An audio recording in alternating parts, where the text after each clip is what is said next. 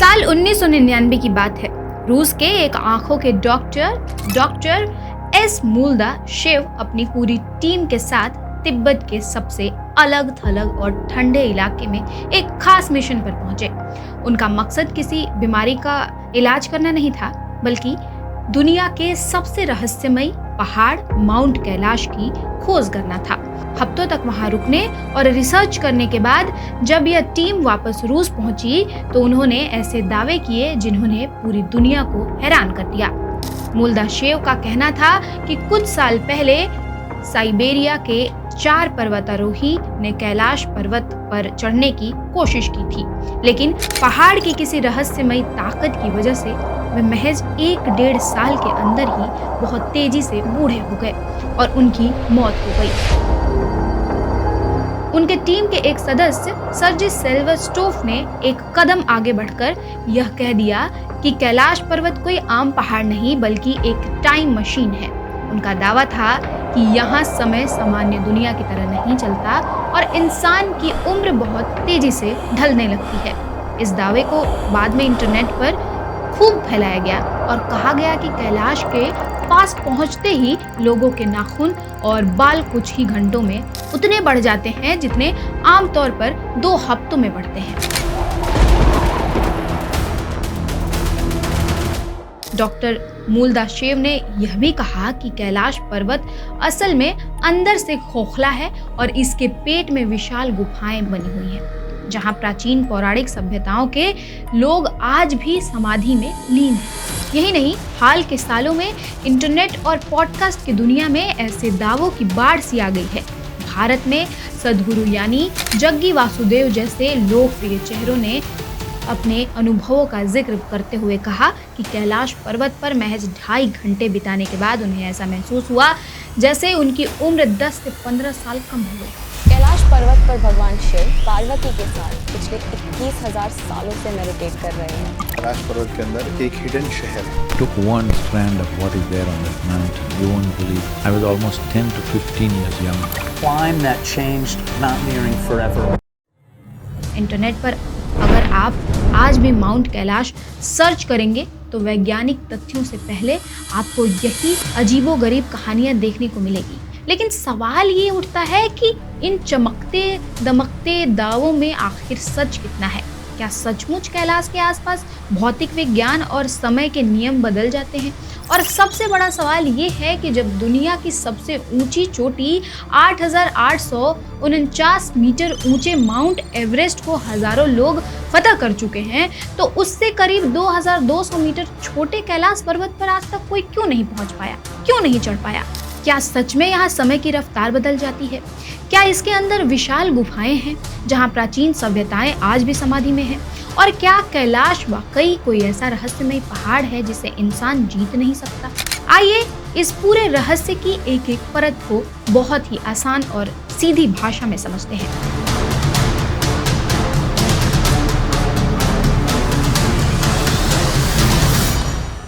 अगर हम दुनिया के नक्शे को देखें तो माउंट कैलाश भारत और चीन की सीमा से लगभग 100 किलोमीटर दूर तिब्बत के पश्चिमी हिस्से में स्थित है। समुद्र तल से इसकी कुल ऊंचाई 6,638 मीटर है। इस पहाड़ को जो चीज सबसे अलग बनाती है वो है इसकी बनावट। यह पहाड़ एक लगभग परफेक्ट चौकोर पिरामिड की तरह दिखता है, जिसके चारों चेहरे उत्तर, दक्षिण, पूर्व और पश्चिम दिशाओं की ओर बिल्कुल सीधे अलाइंड है। इसकी ढलानें इतनी ज्यादा तीखी और सीधी हैं कि बड़े हिस्सों पर तो बर्फ भी ठहर नहीं पाती और नीचे फिसल जाती है। लेकिन कैलाश को सिर्फ एक पहाड़ नहीं बल्कि पूरी दुनिया की आस्था का केंद्र बनाती है इसकी धार्मिक मान्यता। दुनिया में शायद ही कोई और पहाड़ हो जिसे 4 अलग-अलग धर्म, हिंदू, बौद्ध, जैन और बोन एक साथ पवित्र मानते हों। हिंदू मान्यताओं के अनुसार कैलाश पर्वत स्वयं महादेव और माता पार्वती का पावन निवास स्थान है। पौराणिक कथाओं के अनुसार प्रजापति राजा दक्ष की मंजूरी के बगैर ही मां सती ने शिव जी से विवाह किया था और दोनों खुशी खुशी कैलाश पर्वत पर रहने लगे। लेकिन एक दिन मां सती को पता चला कि उनके पिता राजा दक्ष एक विशाल यज्ञ का आयोजन कर रहे हैं, जहां उन्होंने सभी देवी देवताओं को बुलाया है, सिर्फ महादेव को छोड़कर। इस बात पर मां सती अत्यंत क्रोधित हो गई और शिव जी के मना करने के बावजूद उस यज्ञ में चली गईं। वहां पहुंचकर जब उन्होंने अपने पिता से पति को न बुलाने का कारण पूछा, तो राजा दक्ष ने शिव जी का घोर अपमान किया। मां सती अपने पति का अपमान सहन नहीं कर पाई और उसी यज्ञ की अग्नि में कूदकर उन्होंने अपनी जान दे दी। जब इस घटना का पता महादेव को चला, तो वे घोर पीड़ा और क्रोध में डूब गए और उन्होंने अपना रौद्र तांडव शुरू कर दिया। गुस्से और दर्द से भरे शिव जी ने तांडव करते हुए सब कुछ नष्ट करना शुरू कर दिया। इस महाविनाश को रोकने के लिए श्री हरि विष्णु सहित सभी देवी देवताओं ने आकर शिव जी को शांत किया और समझाया कि मां सती पुनः पार्वती के रूप में हिमालय की पुत्री बनकर जन्म लेंगी। यह सुनकर शिव जी वापस कैलाश पर्वत पर आ गए और गहरी समाधि में लीन हो गए, तब तक जब तक मां पार्वती का जन्म नहीं हुआ और उनका पुनः विवाह नहीं हुआ। माना जाता है कि आज भी शिव जी मां पार्वती के साथ इसी कैलाश पर्वत पर अदृश्य रूप से निवास करते हैं। हिंदू मान्यताओं के अनुसार रामायण काल की भी एक अत्यंत प्रसिद्ध कथा कैलाश पर्वत से जुड़ी हुई है। कहा जाता है कि जब लंकापति रावण अपने असीम बल के अहंकार में कैलाश पर्वत को उखाड़कर लंका ले जाने लगा, तब महादेव ने केवल अपने पैर का एक अंगूठा दबाया था।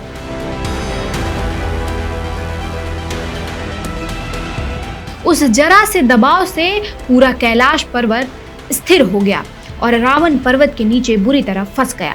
अपने अहंकार का भान होने पर रावण ने 1000 सालों तक वहीं फंसे रहकर महादेव की कठोर स्तुति और शिव तांडव स्तोत्र की रचना की, जिसके बाद शिव जी ने उसे क्षमा कर दिया। इसके अलावा पौराणिक मान्यताओं में कैलाश पर्वत और इसके आसपास के इलाके को बेहद रहस्यमयी और अदृश्य लोकों का केंद्र माना गया है। कहा जाता है कि यहाँ अलग अलग गुप्त शहर बसे हुए हैं। पहला शहर अलकापुरी यानी कुबेर की नगरी। हिंदू ग्रंथों के अनुसार धन और समृद्धि के देवता यानी गॉड ऑफ वेल्थ भगवान कुबेर की पौराणिक नगरी अलकापुरी कैलाश पर्वत के निकट स्थित मानी जाती है। कहा जाता है कि अलकापुरी अपार स्वर्ण और रत्नों से भरी एक ऐसी दिव्य नगरी है जिसे आम इंसानी आंखों से देख पाना असंभव है। दूसरा, सिद्धाश्रम यानी लैंड ऑफ इमोर्टल। पौराणिक ग्रंथों में कैलाश के आसपास सिद्धाश्रम नाम के एक अत्यंत पवित्र स्थान का उल्लेख मिलता है, जिसे लैंड ऑफ इमोर्टल यानी अमर आत्माओं की भूमि कहा जाता है। माना जाता है कि यहाँ महर्षि विश्वामित्र, वरिष्ठ और हजारों वर्षों से जीवित महान ऋषि मुनि सूक्ष्म शरीर में कठोर तपस्या में लीन रहते हैं। तीसरा, ज्ञानगंज। इसको गुप्त शहर कहा जाता है, जिसका नाम है शामला। बौद्ध और तिब्बती लोक कथाओं के अनुसार कैलाश के पीछे एक गुप्त और अदृश्य शहर बसा है, जिसे ज्ञानगंज या शामला कहा जाता है। ये एक ऐसी जगह है जो डायमेंशन के पार है।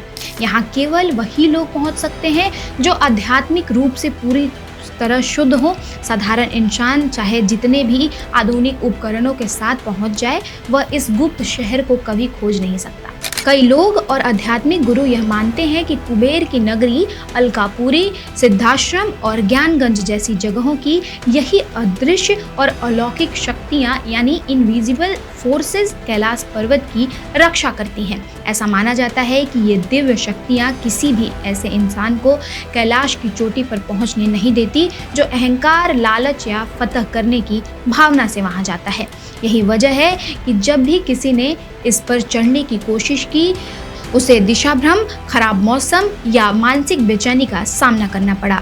बौद्ध धर्म के लोग भी कैलाश को अत्यंत पवित्र मानते हैं और उनका मानना है कि यहाँ उनके प्रमुख देवता चक्र सवर अपनी पत्नी वज्रवारी के साथ ध्यान में लीन है। जैन धर्म में कैलाश पर्वत को अष्टापद के नाम से भी जाना जाता है। जैन मान्यताओं के अनुसार उनके प्रथम तीर्थंकर भगवान ऋषभ देव ने इसी स्थान पर लाखों वर्षों तक कठोर तपस्या की थी। यहीं उन्हें मोक्ष प्राप्त हुआ था। इसके अलावा तिब्बत का प्राचीन और बौद्ध धर्म से भी पुराना मूल धर्म है बौन धर्म के अनुसार मानते हैं कि कैलाश वह धुरी या केंद्र है जहां आकाश और पृथ्वी का सीधा मिलन होता है। ये चारों धर्म कैलाश को इतना पवित्र मानते हैं कि हजारों सालों से श्रद्धालु इसके चारों तरफ 52 किलोमीटर लंबे कठिन रास्ते पर पैदल परिक्रमा करते आ रहे हैं। धार्मिक इतिहास और मान्यताओं के अलावा अगर हम विज्ञान और भूगोल के नजरिए से देखें तो कैलाश का क्षेत्र सचमुच किसी प्राकृतिक चमत्कार से कम नहीं है। कैलाश पर्वत के ठीक नीचे दो बहुत बड़ी और प्रसिद्ध झीलें मौजूद हैं। एक है मानसरोवर झील और दूसरी है राक्षसताल। ये दोनों झीलें एक दूसरे से महज 2 से 3 किलोमीटर की दूरी पर स्थित हैं और दोनों के आसपास का मौसम और माहौल बिल्कुल एक जैसा है। लेकिन सबसे चौंकाने वाली बात यह है कि मानसरोवर का पानी बिल्कुल मीठा, साफ और पीने लायक है, जिसमें मछलियाँ और जलीय पौधे फलते फूलते हैं। वहीं दूसरी तरफ राक्षसताल का पानी बेहद खारा और नमकीन है, जिसे पिया नहीं जा सकता और इसके आसपास जीवन नाम मात्र का भी कुछ भी नहीं है।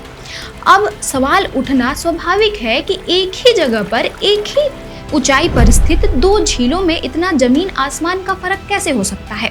लोग अक्सर इसे देवताओं और राक्षसों की कहानी से जोड़कर देखते हैं और मानते हैं कि मानसरोवर देवताओं के स्नान की जगह है और राक्षस ताल में रावण ने तपस्या की थी। लेकिन इसका वैज्ञानिक कारण बहुत ही सीधा है। राक्षस ताल एक एंडोरहेक यानी लैंड लॉक्ड झील है, जिसका मतलब है कि इसमें पानी आता तो है लेकिन बाहर निकलने का कोई रास्ता नहीं है। सालों साल पानी भाप बनकर उड़ता रहा, लेकिन पानी में मौजूद नमक और मिनरल्स वहीं जमा होते गए, जिससे इसका पानी अत्यधिक खारा हो गया।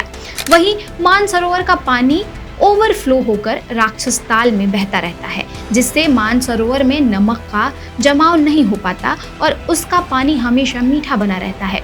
इसके साथ ही कैलाश पर्वत का क्षेत्र पूरे एशिया महाद्वीप के लिए जीवनदायिनी का काम करता है।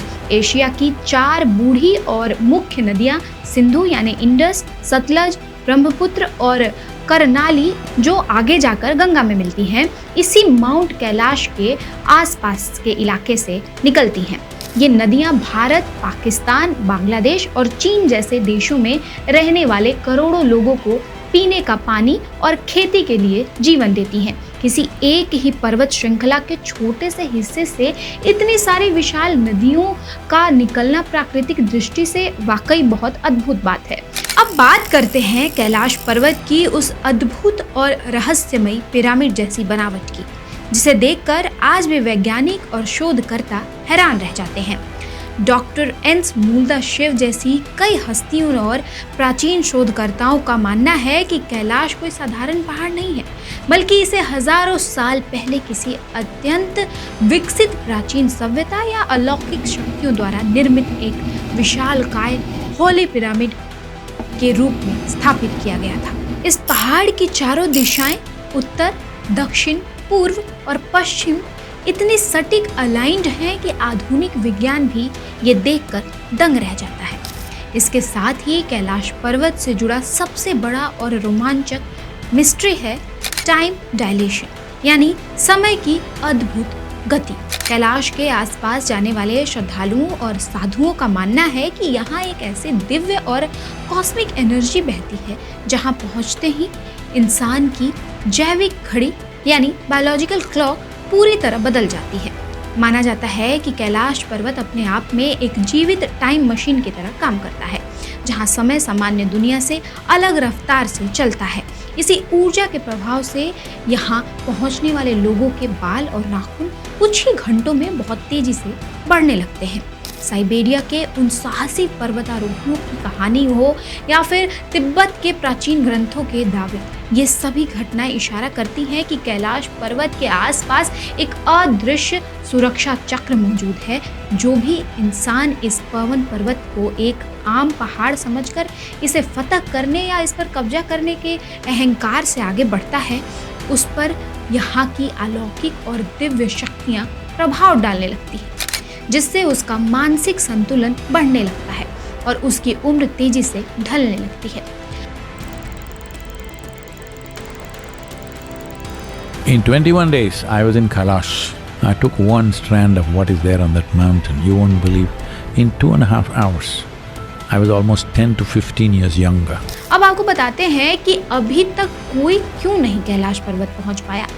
कई बार कई लोगों ने कैलाश पर्वत पर फतह करने का प्लान बनाया। एक बार कुछ पर्वतारोहियों ने कैलाश की तरफ बढ़ने का रुख किया। शुरुआती दिनों में मौसम अनुकूल था और टीम तेजी से ऊंचाई की ओर बढ़ रही थी। लेकिन जैसे जैसे ही वे 15,000 फीट पहुंचे, अचानक तेज बर्फीला तूफान आ गया। रेडियो संपर्क टूट गया और कई दिनों तक टीम का कोई अता पता नहीं चला। जब खोजी दल पहुंचा तो दृश्य अविश्वसनीय था। कुछ पर्वतारोही जमे हुए अवस्था में मिले। उनके चेहरों पर भय और दर्द के अजीब भाव थे, मानो मृत्यु से पहले उन्होंने कुछ भयानक देखा हो। 1950 के दशक में एक और दल ने अत्याधुनिक उपकरणों के साथ प्रयास किया। शुरुआती दिन सामान्य रहे, लेकिन फिर अजीब घटनाएं शुरू हो गई। पर्वतारोहियों को महसूस हुआ जैसे कोई अदृश्य शक्ति उनका पीछा कर रही है। एक रात तंबू के बाहर भारी कदमों की आवाज सुनाई दी। बाहर बर्फ पर विशाल पद चिन्ह थे, इंसान के पैरों से कहीं बड़े। स्थानीय लोग कहते हैं शायद यही यति था। 1970 में जापानी दल ने वीडियो कैमरे के साथ चढ़ाई की।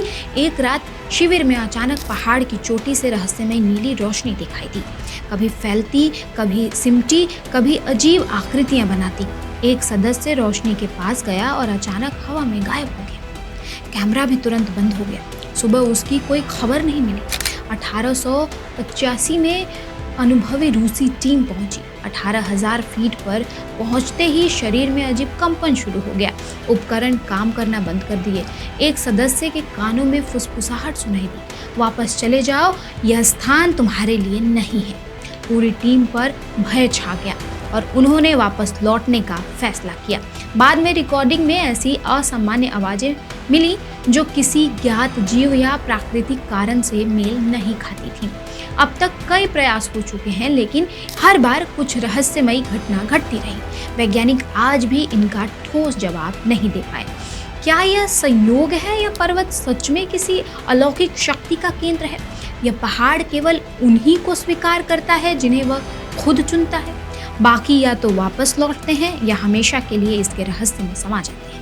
2010 में भारतीय अमेरिकी वैज्ञानिकों की टीम उच्च तकनीक के साथ चढ़ाई पर निकली। 20,000 फीट पर परछाइयां असामान्य रूप से दिखने लगे। अगले दिन दोपहर में एक पर्वतारोही की छाया में सांप स्वास्तिक का आकार उभर आया। जल्द ही हर किसी की छाया बदलने लगी। कोई त्रिशूल, कोई ओंकार। कैमरे जाम हो गए। जब काम शुरू हुआ, छाया गायब हो चुकी थी। आगे बढ़कर 22,000 फीट पर रात को अचानक हवा में संस्कृत मंत्र जैसी ध्वनि गूंजने लगी। ओम नमः शिवाय, ओम नमः शिवाय। रिकॉर्डिंग में सिर्फ गहरी गूंज कैद हुई, मंत्र का उच्चारण। कुछ सदस्य डर कर लौट गए, बाकी आगे बढ़े। ऊपर एक विशाल पत्थर का ढांचा मिला जो प्राचीन मंदिर द्वार जैसा लग रहा था। चारों ओर नक्काशीदार चिन्ह थे। उसे छूते ही तेज ऊर्जा का झटका लगा, फिर गूंज और हवा में घूमने लगी। छाएं और दिखाई देने लगे, मानो कोई रक्षा कर रहा हो। तभी मन के भीतर एक आवाज गूंजी, यह स्थान केवल चुने हुए लोगों के लिए है। यहाँ से चले जाओ, वरना समय तुम्हें वापस नहीं जाने देगा। टीम घबराकर तेजी से नीचे उतरी। आधार शिविर पहुंचकर रिकॉर्डिंग चेक की तो उस रहस्य में दरवाजे का कोई निशान नहीं था, सिर्फ बर्फीली दीवार थी। पर्वतारोही आज भी अडिग हैं कि उन्होंने कोई सपना नहीं देखा था। आज तक कोई ठोस प्रमाण नहीं मिला। हिमालय की यह चोटी आज भी अपने गूढ़ रहस्यों में लिपटी हुई है। यही नहीं, कैलाश की भौगोलिक स्थिति को लेकर कहा जाता है कि यह पूरी धरती का आध्यात्मिक केंद्र यानी एक्सिस मुंडी है। प्राचीन गणनाओं के अनुसार कैलाश उत्तरी ध्रुव यानी नॉर्थ पोल से ठीक 6,666 किलोमीटर की दूरी पर स्थित है, जो इस पर्वत को पूरी पृथ्वी के केंद्र और दिव्य ऊर्जा की धुरी यानी पोल के रूप में स्थापित करता है। अब सबसे बड़ा सवाल ये उठता है कि जब इंसान ने 8,849 मीटर ऊंचे माउंट एवरेस्ट को फतह कर लिया, तो उससे करीब 2,200 मीटर छोटे कैलाश पर्वत की चोटी पर आज तक कोई कदम क्यों नहीं रख पाया? क्या यह महज एक संयोग है या फिर कैलाश की रक्षा करने वाली अदृश्य शक्तियां हैं? इतिहास गवाह है कि जब जब किसी इंसान ने कैलाश पर चढ़ने की कोशिश की, उसे कुदरत के ऐसे भयानक और रहस्यमय अनुभवों का सामना करना पड़ा कि उसे पीछे हटना ही पड़ा। साल 1926 में ब्रिटेन के एक्सप्लोरर कर्नल विल्सन जब चढ़ाई करने लगे तो अचानक ऐसा भयानक बर्फीला तूफान आया और रास्ते बदलने लगे कि उन्हें लगा जैसे कोई अदृश्य शक्ति उन्हें आगे बढ़ने से रोक रही है। यहाँ तक कि जब दुनिया के सबसे महान पर्वतारोही राइनहोल्ड मेस्नर को इस पर चढ़ने का मौका मिला तो उन्होंने कैलाश की असीम दिव्यता को महसूस करते हुए कहा था, यह कोई आम पत्थरों का पहाड़ नहीं है बल्कि देवताओं का निवास स्थान है। इस पर जूते रखना अपनी आत्मा को ठेस पहुंचाने जैसा होगा। तिब्बती लोक कथाओं और बौद्ध ग्रंथों के अनुसार पिछले हजारों सालों में केवल एक ही दिव्य आत्मा कैलाश की चोटी तक पहुंच पाई। 9000 साल पहले तिब्बत के महान आध्यात्मिक संत मीला रेपा, जिन्होंने अपनी योग शक्ति और भक्ति के बल पर इस शिखर को नमन किया था। कैलाश पर्वत का असली चमत्कार यही है कि यह स्थान इंसान को उसकी सीमाओं का एहसास कराता है। यह साबित करता है कि ब्रह्मांड में कुछ रहस्य ऐसे हैं जिन्हें इंसान अपनी तकनीक और विज्ञान से कभी नहीं जीत सकता। कई बार चीन ने भी कोशिश की। चीन को लगा कि उसके पास इतनी हाई टेक्नोलॉजी है और वो कैलाश पर क्यों नहीं पहुंच सकता, और उसने अपने बड़े बड़े पर्वतारोहियों को कैलाश फतह करने के लिए भेजा और उसके बाद भी उसे कुछ हासिल नहीं हुआ। बाद में उसे ये कार्यप्रणाली बंद करनी पड़ी।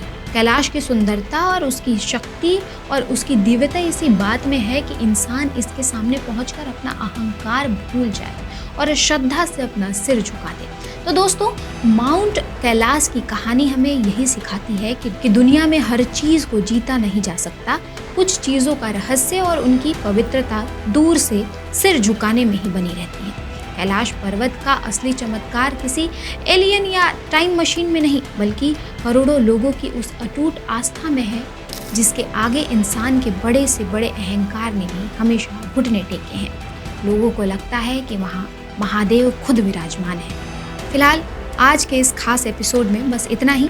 कैसी लगी आपको कैलाश की ये अनकही दास्तान, कमेंट करके ज़रूर बताइएगा। मैं थी आपके साथ शालिनी सिंह और आप देख रहे थे राष्ट्रवाणी का हमारा खास शो रहस्य। धन्यवाद।